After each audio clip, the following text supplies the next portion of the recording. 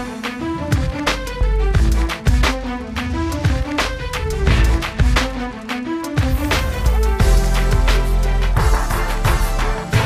I think Alice was in Wonderland when she first mentioned Curiouser and Curiouser, but I think she could have also been referring to this WNBL season. Hello everyone and welcome to WNBL iTV for another week. We've seen the Bendigo Spirit, who were in terrible form just 1 week ago, knock off the Bulleen Boomers, who looked almost unbeatable over the last month or so. Adelaide lose Susie Batkovic and then go up to Queensland and they win 2 games, defeating both Logan and Townsville. And Sydney and Dandenong both return to the winners list. And once again, we come to the end of another round of the WNBL and we have no idea who's going to be finishing in 3rd, 4th, 5th, 6th and 7th spots. And so to help me make sense of all of this, as she does every week, is Laurie Chizik. And Laurie, can you shed any light on this mystery? Well, Darren, I would like to officially say I give up completely and totally. Doesn't matter how many stat sheets I look at, informed teams, the run home, everything. It's out the window. I cannot pick it each week. So please do not ask me who's going to win again. It is. I feel like a bit of a fool. I'm not going to lie. I have gone on radio. I've gone on TV. I've tried to predict these winners, and then it just completely changes. Well, it does, and you know that's the great thing about this season is that it's still up for grabs. There's only a couple of 3 weeks to go, and no, we can't predict who's going to win or who's going to even be there. No, I can tell you, and the people who've got the biggest headaches, other than the WNBL head coaches around the league, are our producers at ABC who are trying to work out where we're going to be for the finals. They're not having a fun time of it. But look, is there a particular reason, or is it just simply that the league is so evenly balanced? And this week, and Catherine's going to have an update a little bit later on in the news as well. This week we've seen a few injuries as well, which have brought some of those top teams back to the pack. Well, certainly, there's no question injuries play a part at this time of season, and it's how you cope with those injuries, and I guess the depth of your team. But what bemuses me this season is the fluctuating of the team's forms, and you know, Bendigo, a classic example, Bulleen, a classic example, and I'm not really sure what you can put that down to, Darren. Well, I can dial up the classics even more, Laura. I started the show with Alice in Wonderland. What about Robert Louis Stevenson, Jekyll and Hyde? Bernie described his team as Jekyll and Hyde, and that's exactly what they are. It's unbelievable. You don't know which team's going to show up which week. And unfortunately for Olaf Lang, his Logan Thunder are right in that mix. We went and saw them on Friday night play Adelaide, and they'd won 4 games in a row. It was the most that Logan has ever won, and they were right in this game. 10 lead changes through the first 3 and a bit quarters, and then Adelaide reeled off a 19 points to 2 run and took the game away from them. Well, go figure that, Darren. They were without Susie Batkovic, and we know that she has huge numbers, 25 points per game, over 10 rebounds to fill. And I thought just Adelaide did a marvelous job of not going, well, somebody's got to fill the gap of Susie. Instead, I think they took the approach defensively. We've got to really come up with some good stops and chip in a few more points extra each person. But they did a superb job. Their defence across the weekend was sensational. They kept Logan to 52 points. They kept Townsville to just 61.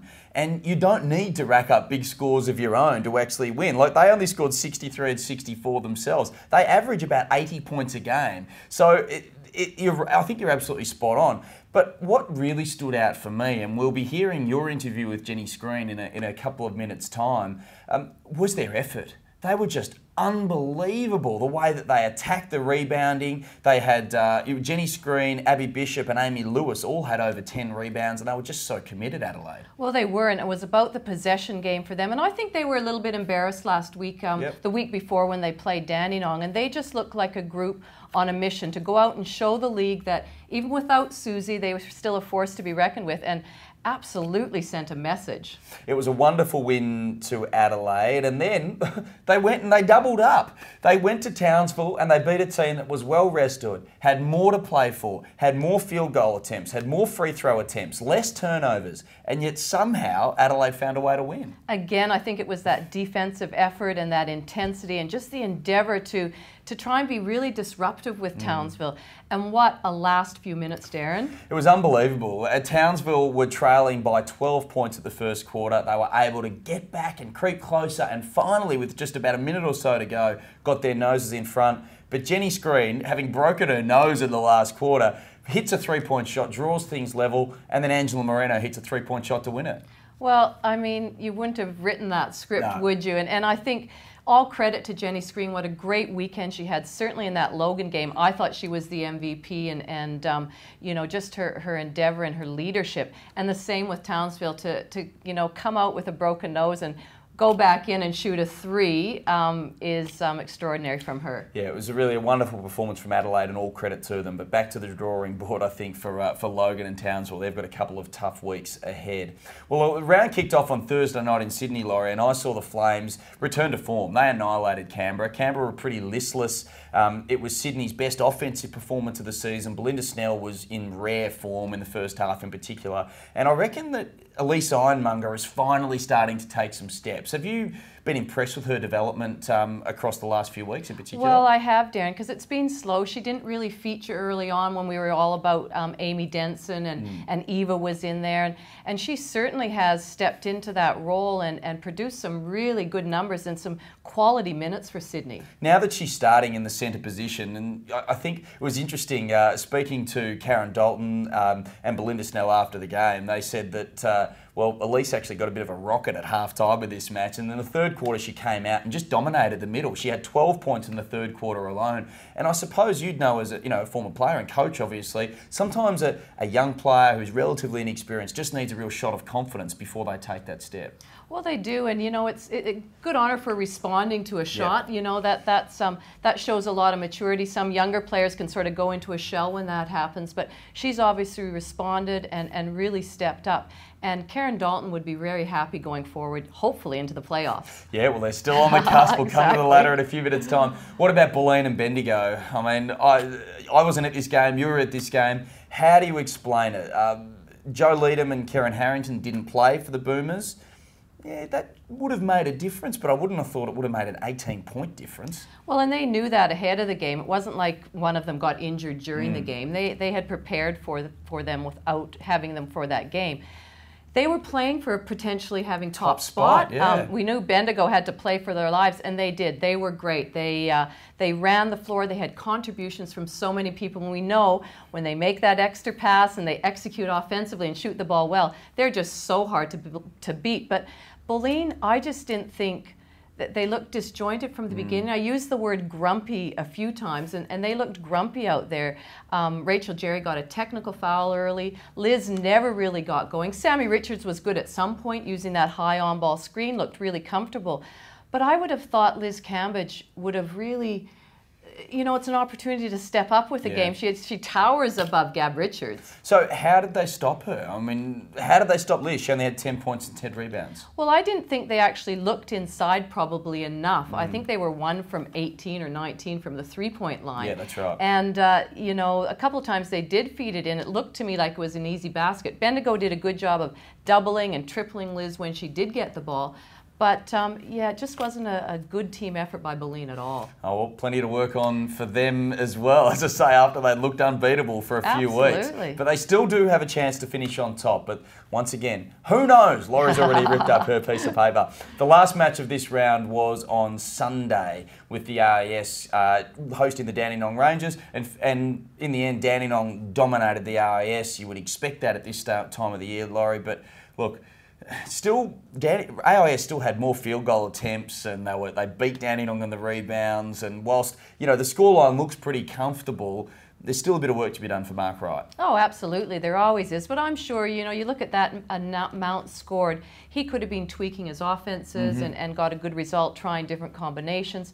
Certainly, Kathleen McLeod was very good, and I really like the form of Alison Downey the last few weeks. Yeah, she has been in fantastic form. One of the most improved players in the WNBL. All right, as we mentioned a little bit earlier, on Friday night, Jenny Screen was Laurie's choice for the MVP in Adelaide's win over the Logan Thunder. And after the match, she spoke to Laurie. Wow, what a great game that was. Great team effort, and personally for you, but without Susie.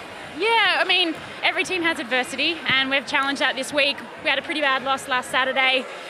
Pretty embarrassing being top of the ladder, but we regrouped this week and we really challenged ourselves, and we just wanted to win the boards, and possession was our focus, and I really think we got that done because I'm knackered. Well, talk about the boards. You yourself got 12 boards, Screeny, and 14 points, almost 16 points if they'd counted that last basket. But great personal effort. You just seem to be enjoying that starting role, and you showed so much leadership out there. Yeah, no, it's been good. Look, you know, it's known that I'm struggling with injuries, and it's taken me a while to get back to chiming away, and that's all I wanted to do. My goal was, as finals comes around, to start playing some good basketball, and you know, I think that's happening. So we just got to chip away as a group now, because I think we did a really good job, both individually and collectively as a group. And if we can do that again tomorrow against Townsville, although be it tough on the road, it'll be great leading into the finals. Absolutely, and how is your body holding up? Because you looked fantastic out there today. I must hide it well, but no, it's getting there. Look, you know, I'm close to 30 now. I've had a few years overseas, and you know, my body's starting to wear down. But I'm enjoying being back in Australia, and it's good to have some camaraderie and enjoy training again. And I'm just looking forward to some finals basketball and getting out there and showing what Adelaide can really do. Well, it was a pleasure to watch you and your team play today, and the way you came up. So good luck for the rest of the weekend. Thanks, and hi, Susie.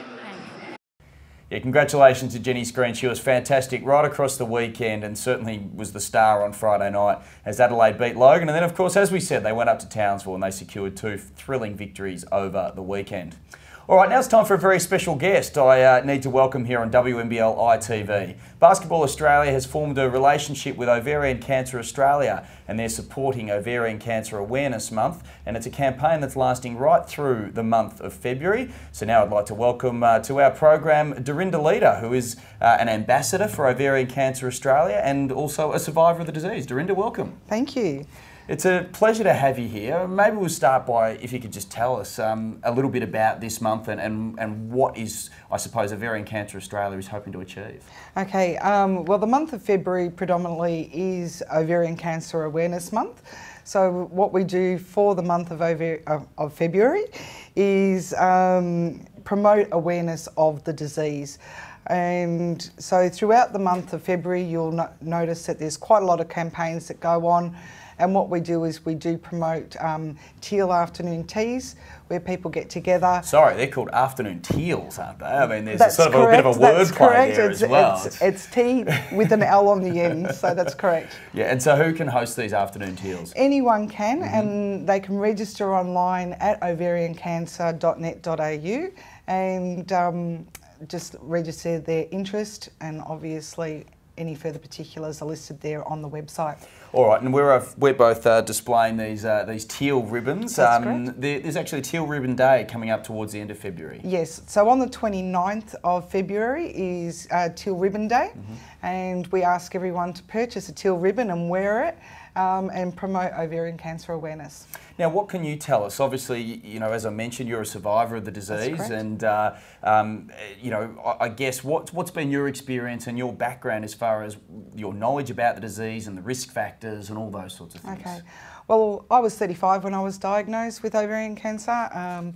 I didn't have any predisposing factors. I woke up one morning, found a lump, and I've been fighting the disease for the last 6 years. So my passion is to, obviously, as an ambassador, create awareness out there, and also promote the fact that there is no early detection test of ovarian cancer. A pap smear does not detect it. And we want the government and also doctors to be further involved, but mainly women need to be aware and acknowledge the signs and symptoms early enough. Yeah, I was going to ask you about that. I mean, I must say I was astonished that there wasn't I suppose, some sort of a test that could detect the disease. What should women be on the lookout for? Well, there's normally 4 early signs, but again, there's many varying factors. Number one, if you looked at over the last couple of weeks that you're feeling bloated in any way, feeling of fullness continuously after eating, there's... Sorry. No, that's all right. Yeah, that's right. Yep. I mean, there were a whole range of different factors, and I guess all that information is on the website as well. So, absolutely. Yeah. So we encourage people to check out, it was Ovarian Cancer Australia. So www.ovariancancer.net.au. Okay. And if at any time you're just not sure of something, seek you know, your doctor's opinion at the end of the day. All right. Well, thank you very much for coming in, Dorinda. It's a wonderful cause, and of course, we encourage all women out there to, as you said, Dorinda, look after yourselves and be listening to your body, as I suppose, constantly to try and get on top of this terrible scourge. Absolutely. And again, I'd like to thank WNBL for the association with Ovarian Cancer Australia. Yeah, it's really, and hopefully you can get your daughters down to a couple of games. Absolutely, this season. absolutely. Well, we've been saying all season that it is one of the closest on record, and well, hopefully, as I say, Dorinda will get her daughters down there to have a look at it. And before we start to preview what's coming up in the next week or so, Laurie Chizik's going to rejoin me. We'll check out the ladder. So Adelaide are still out on top. Bulleen can still make it to top position if results go their way. But as Laurie rejoins me, as I said right at the head of the program, it's still a mess. We have no idea, out of Townsville, Logan, Bendigo, Sydney or Dandenong, all of those teams could still finish in third. Well, finish third, they could miss the playoffs. Absolutely. You don't know. I mean, 13 and 9 looks like that could get you in. Whether 12 and 10 do, I'm not really sure. It's still up in the air, Darren. All right, well, now it's time for us to cross to Catherine Murphy at the news desk. Thanks, Darren and Laurie. Well, after their hugely successful road trip, it was almost inevitable that the Player of the Week award would go to Adelaide, and it has. Amy Bishop is the round 15 winner after she led her team to 2 wins in Queensland, and that, of course, was without star Susie Bakovic. She scored 21 points and 13 rebounds against Logan, and 21 points and 9 rebounds against Townsville. Well done to her. Well, I just mentioned Susie Bakovic, and the good news is that she looks certain to return this weekend. She, of course, missed that road trip at the weekend. She is back in modified training, so that is a big boost for Adelaide. In other injury news at the club, Jenny Screen will be available. We heard her earlier in the show talk after the Logan game and speak about how good her body was feeling. She wouldn't have been as optimistic after the Townsville game. She actually broke her nose during the game but returned to the court, and as Darren and Laurie discussed earlier, she was instrumental in those final few minutes, even scoring a 3-pointer. Now, despite having to have her nose reset just after the game, she looks certain to play. Her assistant coach Simon Pritchard has called her a true warrior, and I would have to agree with him. Well, finally, we have yet more injury news, and this time it comes from Bulleen with updates from 2 of their star players who are under injury clouds. Karen Harrington is being monitored on a daily basis as the club decide whether she will be able to return to action from the knee injury she sustained against the AIS in round 14. But the news doesn't look good at all for Jo Leedham. She has a patella knee injury. Now, we know that she's struggled with that same injury before in her career, but it's really flared up last week. She is yet to have scans, but it looks like she won't return to the court until deep into finals. Well, that's all the news from me, or should I say all the injury updates. Darren, a lot of big stars suffering knocks at the business end of the season. Well, Catherine is right. A lot of those players are suffering injuries. I think my biggest concern, though, is that Laurie Chizik might want to move across into the host chair and might just sort of throw a casual elbow or something. It broke my nose. I won't be able to come on. I think I'm going to be, seeing as you can't ask me anymore who's going to win, I think I'll be firing those questions at you, Darren. All right, no problems. I'll take the 5th, as they say over in America. Let's have a look at what's coming up now in round 16. And, I mean, so much, again, turns on this round. The Logan Thunder must get at least one victory if they're to have any chance, I feel, because they've got such a tough run home, if they're to have any chance of making the finals. And they get their opportunity on Friday night against Canberra. Well, they still have to play Canberra in the very last round, so they need to get, well, you'd hope they'd get both of these games. They need to get that in order to, you know, secure things and to give themselves a chance of being in there. And I think they beat them comfortably a couple of weeks ago. And you would hope, Darren, that they would go in there with a bit of confidence knowing that they've beaten that just shortly. And I suppose we don't know which Canberra side's going to show up. There's been a lot of talk from Jess Bibby, Carly Wilson, Bridget Ardossi, a few of the players and a few others from Canberra as well, about how they're really disappointed that they haven't shown pride in the singlet and the Capitals' history. They know they can't make the finals now, and they were pretty ordinary, as I said, last week against Sydney. Hopefully they put in a better performance. I would think they would, Darren. I mean, they're too talented at a group, too well coached, and like you say, they do have a lot of pride. So Logan's going to have to go in there learning from their loss against Adelaide, where they can improve from and really, step up a bit. And what about this one? Sydney against the Dandenong Rangers. This is our ABC TV match for broadcast on Saturday afternoon. Make sure you tune in for this one. If you are in Sydney, get down there. But, I mean, who's going to win this? They've already met once this year. Sydney lost to Dandenong. So this is for head-to-head as well. So it has even further importance, I suppose. Well, it does. It's for the split. It's for just purely and simply a W to get them further up the ladder. They have similar runs after that. They both play West Coast, so you'd assume, I don't know if I even like that word assume anymore, that they'd win those. You ripped up the paper. Yeah, exactly. And then, Dandenong, Sydney have Bendigo and Dandenong have Adelaide, both tough games. So this is virtually a playoff game for both of them. Yeah, and the coaches have both said that during the week. Karen Dalton said it's all about defence. Mark Wright is similarly concerned about defence. He knows how powerful Sydney can be at the offensive end. You give Belinda Snell, Amy Denton, Alicia Poto any sort of room. You don't shut down Katie Ebzery in the transition game, and you've got a long night ahead of you. Well, I read somewhere, Darren, that whoever wrote the article said that Dandenong's an informed team, but to be honest, they beat the Institute and they beat Adelaide without Susie. And West Coast. Yeah, I'm not sure if I'd call that inform or where they actually are. So this will be a big test for them. Yeah, really looking forward to this one. Make sure you tune in. As I say, the match is live. Match is on Friday night, but you can catch our ABC TV coverage on Saturday afternoon. Another pivotal game is up in Townsville, also on Friday, and it's between the Fire and the Boomers. Once again, the Townsville Fire have the misfortune of catching a team on the rebound and in the first game of their Queensland road trip. How are Chris Lucas's team and Bulleen as well? They both suffered losses last week in games they probably expected to win. How are they going to respond? Well, we know they'll be without Joe Leadham. Karen Harrington's a question mark, and I know that Faith Prop's not travelling that weekend because of work commitments. So, that leaves a few holes in the Boomers lineup, and certainly Townsville would be devastated with that loss against Adelaide. If they can beat Bulleen, that really shores up third spot for them. If not, that could put them well in the mix, and then it goes right down to head-to-head. And they don't have head-to-head on everybody. No, that's right. I suppose the thing we should say about head-to-head, and when it's two teams that are tied, it's relatively easy. It's whoever's beaten the other team in the season series. But as soon as you get 3 or even 4, or who knows how many, we could even have 5 teams tied on the same number of wins and losses, it becomes a little bit more complicated. So those sort of permutations, it's really hard for us to actually provide any sort of guidance until we get to the last round.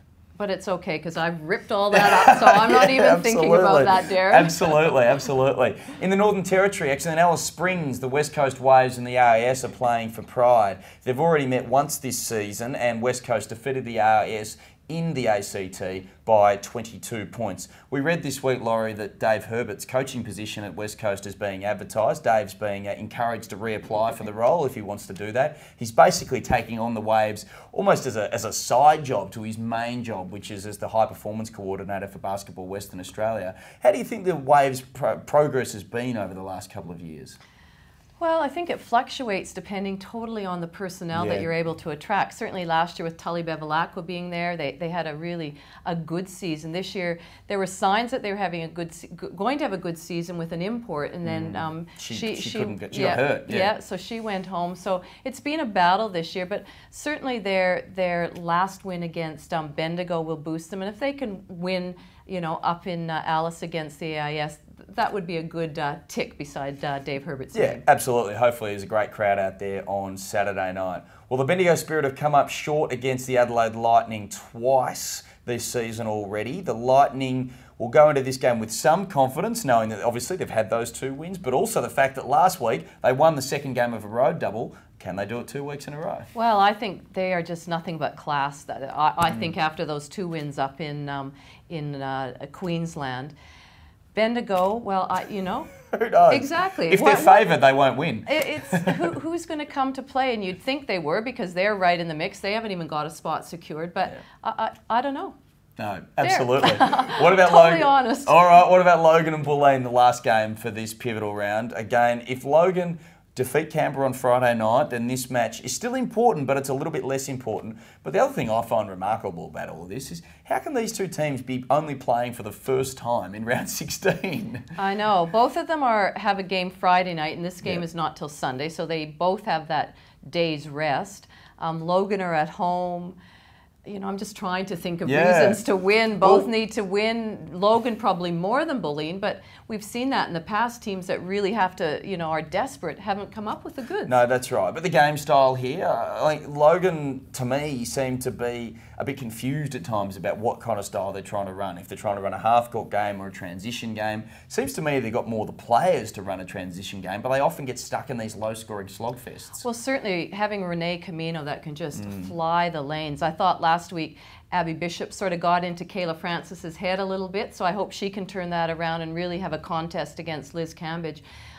Whether Bulleen pounded inside a little bit more, I'm not sure, but yeah, slightly contrasting styles, Darren. All right, well, it will be interesting. We hope you can get out to wherever your local WNBL venue is. If you can't do that, check out our ABC TV broadcast on Saturday afternoon of Sydney against Dandenong. And if you're interested as well, please log on to wnbl.com.au or download the Red Time Sport app on your iPhone, and you can tune in to WNBL Radio live on Saturday night. Bendigo against the Adelaide Lightning. Stay in contact with us on Facebook, like the WNBL page, check out all the news updates there, and also stay in contact with the league via Twitter as well. And make sure you join us once again next week, Laurie, and we can try and make some sort of sense of this crazy league. I'm just going to sit back and enjoy this weekend, knowing that I don't have to worry about who's going to win or lose. We look forward to being with you again next week.